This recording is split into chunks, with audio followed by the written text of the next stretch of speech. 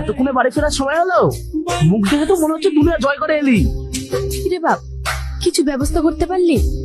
না মা, আমি জানতাম তোমার এই গুণধর ছেলে কিছুই করতে পারবে না। তুই জানিস পাড়ার লোক আমাদের কি চোখে দেখে? মেয়েটার বিয়ে দিতে পারছি না।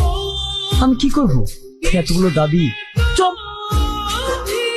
দাবি শুনে ভয় পাচ্ছিস? থাক, তোকে আর কিছু করতে হবে না।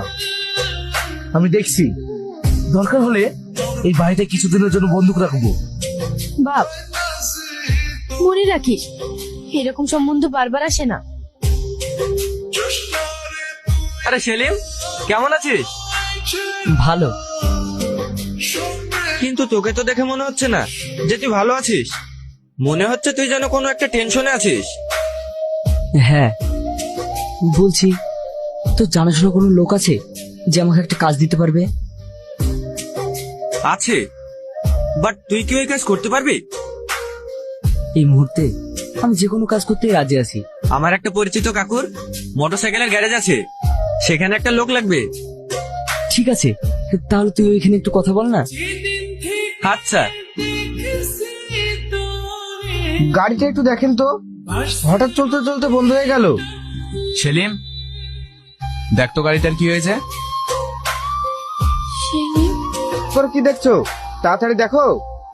হ্যাঁ, আব্বু, আমার পানি তেষ্টা পেয়েছে।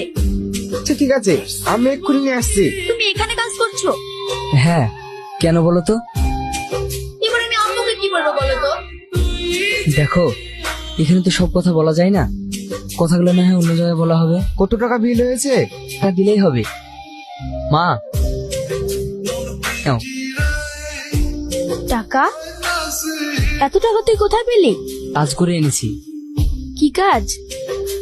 তা না জানাই ভালো। এটা এটা রাখো, পরে পারলে না হয় আরো দেবো। মা, ওখানে এত কিছু দিয়ে বিয়ে না দিলে হয় না? ওরকম ছেলে কি আর পাওয়া যাবে? পাওয়া যাবে না তো কি হয়েছে? তাই বলি সবাইকে নিঃস্ব করে তার বিয়ে করা যায় না? তুই ভেতরে যা, আমরা নিশ্চয় হলাম কি হলাম না সেটা দেখে তো লাভ নেই।